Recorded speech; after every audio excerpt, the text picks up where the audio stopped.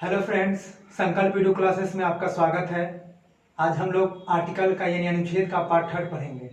जैसे कि पिछले वीडियो पार्ट 1 पार्ट 2 आ चुका है, आप लोग इसको बहुत ही अच्छा लाइक किए, कमेंट्स किए, इसलिए आज हम इसी के लिए हमारा पार्ट 3 लाएंगे। एक एक करके बहुत ही अच्छे तरीके से आप लोगों को पढ़ाएंगे ताकि कम समय में आपको कैसे याद हो जाए, लंबे समय तक कैसे याद रखें, उसके लिए आज हम लोग पढ़ेंगे और बहुत ही सिस्टमेटिक ढंग से पढ़ेंगे हम लोग। जैसा कि आप लोग को बोर्ड पर दिख रहा होगा, SC ST एक एक करके पढ़ेंगे हम लोग। तो चलिए पढ़ते हैं एक अनुच्छेद बारी बारी से। सबसे पहले हाई कोर्ट यानी उच्च न्यायालय। अनुच्छेद 214 के तहत कौन सा बात लिखा गया?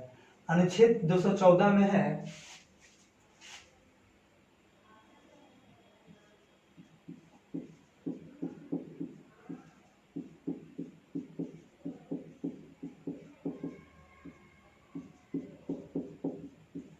अनुच्छेद 214 के तहत है कि राज्यों के लिए हाई कोर्ट होगा, मतलब जो भी राज्य है उसके लिए हाई कोर्ट होगा।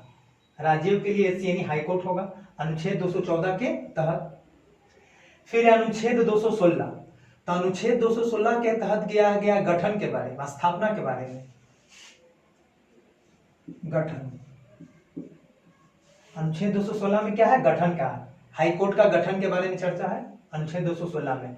214 में राज्यों के लिए हाई कोर्ट। अनुच्छेद 231,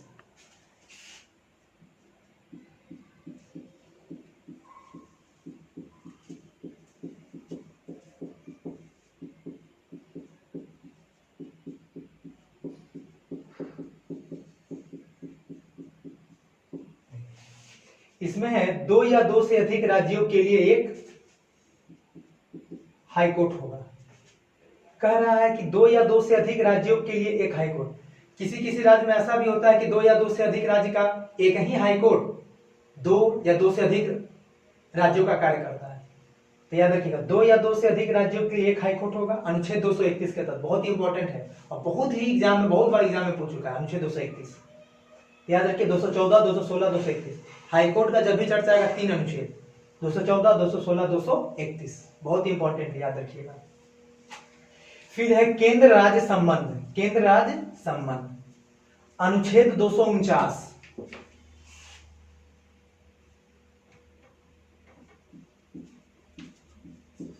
राज्य सूची पर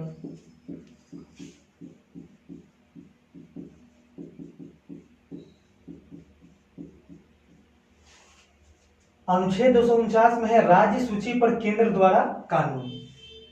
आगे के वीडियो में हम लोग आप बारी बारी से सारा पढ़ाएंगे, संघ सूची, राज्य सूची, समवर्ती सूची। लेकिन अभी फिलहाल आप ये जाने के अनुच्छेद 249 में है क्या कि राज्य सूची पर केंद्र द्वारा कानून। जो राज्य सूची है, सूची होता है अलग अलग, तो राज्य सूची पर किसके द्वारा? केंद्र द्वारा जो कानून बनता है उसके बारे में चर्चा है अनुच्छेद 249 के तहत। फिर अनुच्छेद 262,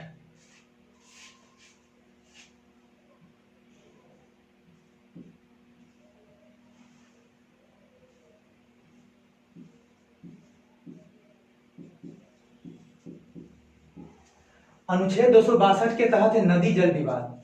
नदी जल विवाद कहने का मतलब है कि दो राज्यों के बीच नदी के लेकर जो विवाद होता है उसके तहत कौन होगा? नदी जल विवाद बोलेगा अनुच्छेद 262, 262 नदी जल विवाद।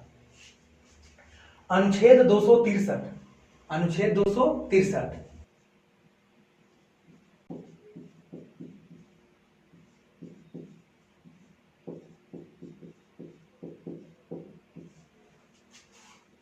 अनुच्छेद 262 में क्या था? नदी जल विवाद। अनुच्छेद 263 में क्या है? अंतर्राज्यीय अंतर्राज्यीय परिषद। तो बोलेगा अंतर्राज्यीय परिषद का चर्चा किसमें है? अनुच्छेद 263 में। अनुच्छेद 266, अनुच्छेद 266 में है संचित निधि।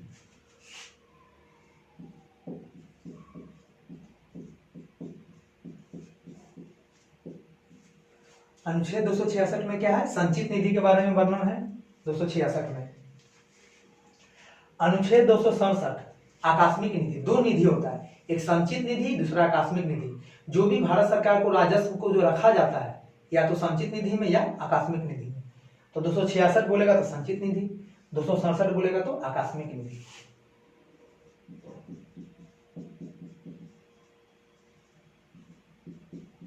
आकस्मिक निधि 267 आकस्मिक निधि, 266 संचित निधि। बहुत ही इंपॉर्टेंट है दोनों निधि, याद रखिएगा 266 267।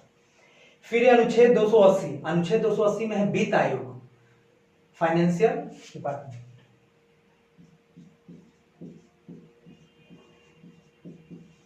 ये सब बहुत ही इंपॉर्टेंट है, एकदम याद रखिएगा, ये सब एग्जाम में सीधे पूछता है। 266 267 280, वित्त आयोग 280, 280 वित्त आयोग। अनुच्छेद 312,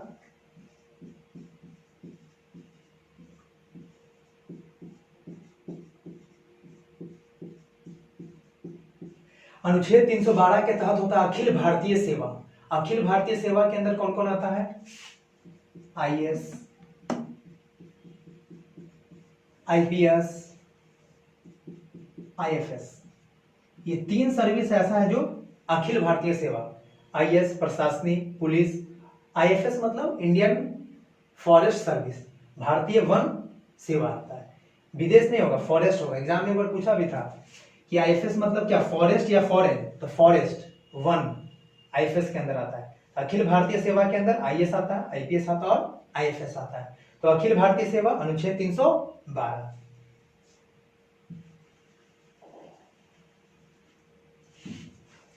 अनुच्छेद 315, अनुच्छेद 315 के दौर है यूपीएससी का गठन। यूपीएससी, यूपीएससी का चर्चा किसमें है? अनुच्छेद 315, 312 अखिल भारतीय सेवा। अब है निर्वाचन आयोग, बहुत ही इंपॉर्टेंट। जो भी भारत में जो भी निर्वाचन होता है तो इसको करवाने का जिम्मेवारी किसको सौंपा गया है? निर्वाचन आयोग को। तो निर्वाचन आयोग अनुच्छेद 324 के तहत किसका चर्चा है? निर्वाचन आयोग। 324 निर्वाचन, जो भी निर्वाचन होता है किस अनुच्छेद के तहत? अनुच्छेद 324 के तहत। तो भी देखिए सीरियल नंबर पढ़ लिए, हाई कोर्ट 214 216 231, बहुत इंपॉर्टेंट है, 3 याद रखिए, बहुत इंपॉर्टेंट है। केंद्र राज्य संबंध एक एक करके पढ़ लिए। निर्वाचन आयोग अनुच्छेद 324 निर्वाचन है। अब है एससी एसटी एवं आंग्ल भारतीय। आंग्ल भारतीय मतलब Anglo Indian, Anglo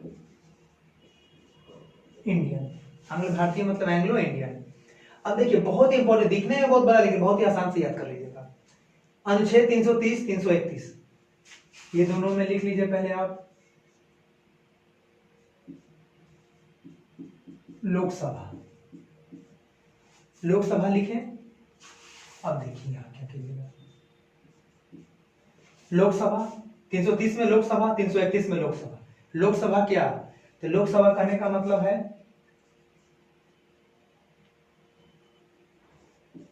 SC ST आरक्षण,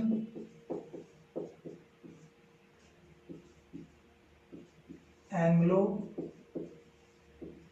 इंडियन आरक्षण, बहुत इंपॉर्टेंट है।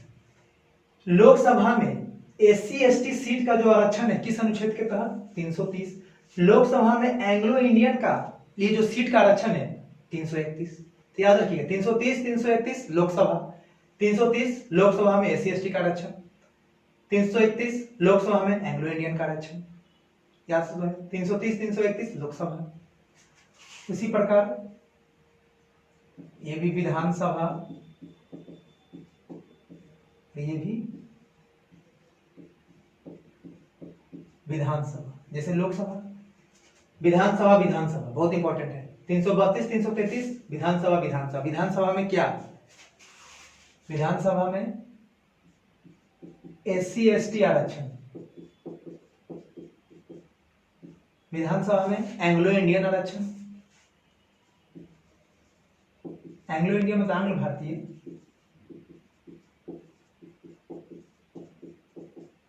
बहुत इंपॉर्टेंट। 332 333 विधानसभा, विधानसभा।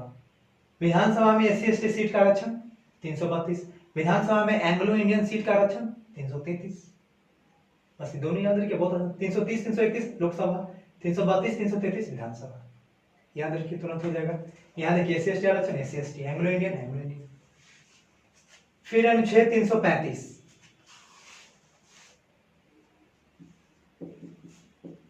विभिन्न सेवाओं एवं पद पर आरक्षण।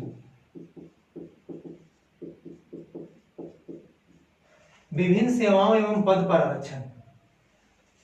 विभिन्न सेवाओं एवं पद पर आरक्षण, जो अलग अलग सेवा, अलग अलग पोस्ट, अलग अलग वैकेंसी आते हैं, उसमें जो अलग अलग सीट बाई सीट जो रिजर्व रहता है, किस अनुच्छेद के तहत? अनुच्छेद 335 के तहत ही होता है। कितना सीट एससी का, एसटी का, अलग अलग जो सीट होता है अनुच्छेद 335 के तहत ही। याद रखिएगा, विभिन्न सेवाओं एवं पद पर आरक्षण 335, बहुत इंपॉर्टेंट, याद हो गया होगा। अब है आयोग, अनुच्छेद 338, बहुत इंपॉर्टेंट।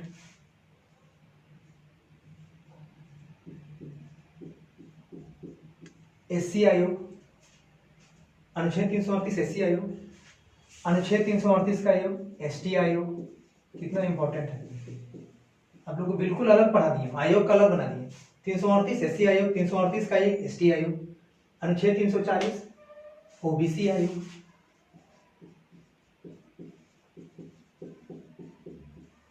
अनुच्छेद 340 ओबीसी आयोग, बहुत इंपॉर्टेंट, याद रखिए। 338 एससी, 338 का आयोग एसटी आयोग, 340 ओबीसी आयोग।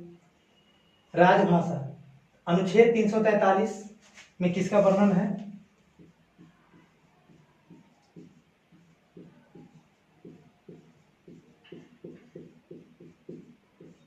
अनुच्छेद 343 में हिंदी और देवनागरी। कहने का मतलब कि 343 के तहत है कि भारत का राजभाषा क्या होगा? हिंदी को अपनाया गया है। और भारत का लिपि क्या होगा? भाषा के रूप में लिपि कौन सा होगा? तो लिपि देवनागरी होगा। तो याद रखिएगा, लिपि के रूप में देवनागरी, राजभाषा के रूप में हिंदी। अनुच्छेद 343 343। फिर है आपात उपबंध। आपात उपबंध, तो सबसे पहले आपात उपबंध में आता है अनुच्छेद 352।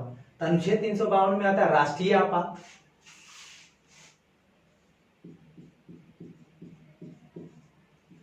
राष्ट्रीय आपात 352 में क्या आता है? राष्ट्रीय आपात। राष्ट्रीय आपात कहने का मतलब है कि जब हमारे देश में बाह्य आक्रमण, किसी दूसरे देश के द्वारा जब आक्रमण होता है तो हमारे देश में एक आपातकाल लागू हो जाता है, उसको क्या कहते हैं? राष्ट्रीय आपात। फिर 356 बहुत इंपॉर्टेंट है, राष्ट्रपति शासन।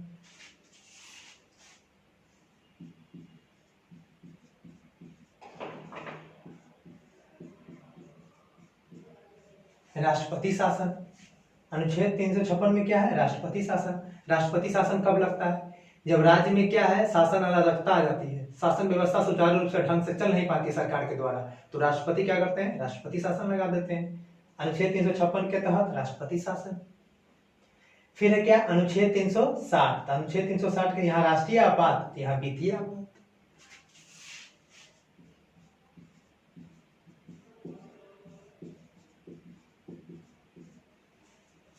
360 वित्तीय आपात। वित्तीय आपात मतलब कहने का मतलब कि जब देश में गरीबी की स्थिति आ जाए, उसमें वित्तीय आपात। अभी तक हम लोग के देश में ऐसा स्थिति नहीं आया है, आना भी नहीं चाहिए। एक बार भी हमारे देश में वित्तीय आपात नहीं लगा है, अच्छा बात है। तो अनुच्छेद 360 के तहत क्या है? वित्तीय आपात। याद रखिएगा। 352 देखिए, 352 में 4 जोड़िए, 356, 356 में 4 जोड़िए, 360, 4 का डिफरेंस है।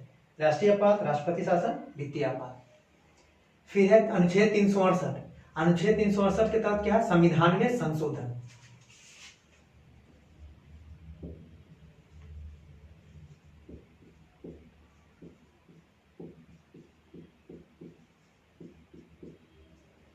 संविधान संशोधन 368 का संविधान संशोधन। संविधान संशोधन करने का मतलब है कि संविधान में समय समय अनुरूप क्या होता है, या तो उसमें कुछ जुड़ता है या समय के अनुसार फिर उसमें से कुछ हटता है, यही संविधान संशोधन होता है। तो 368 के तहत। तो आप लोगों को ये वीडियो बहुत ही अच्छा लगा होगा और याद भी हो गया होगा। हमें उम्मीद है कि आपको ये वीडियो अच्छी तरीके से याद हो गया होगा। इसलिए आप लोगों को यदि वीडियो अच्छा लगा हो तो आप लाइक जरूर करें और साथ ही साथ कमेंट्स भी जरूर करें कि हमको ये वीडियो कैसा लग रहा है। कमेंट्स करिए ताकि हमको पता चल जाएगा कि वीडियो कैसा लग रहा है, अच्छा लग रहा है, खराब लग रहा है, कमेंट्स करके जरूर बताएं। और साथ ही साथ हमारे चैनल को जो लोग सब्सक्राइब नहीं किए हैं, सब्सक्राइब कर लीजिए ताकि जो भी नया नया वीडियो है तुरंत आप तक पहुंच जाए। थैंक्स।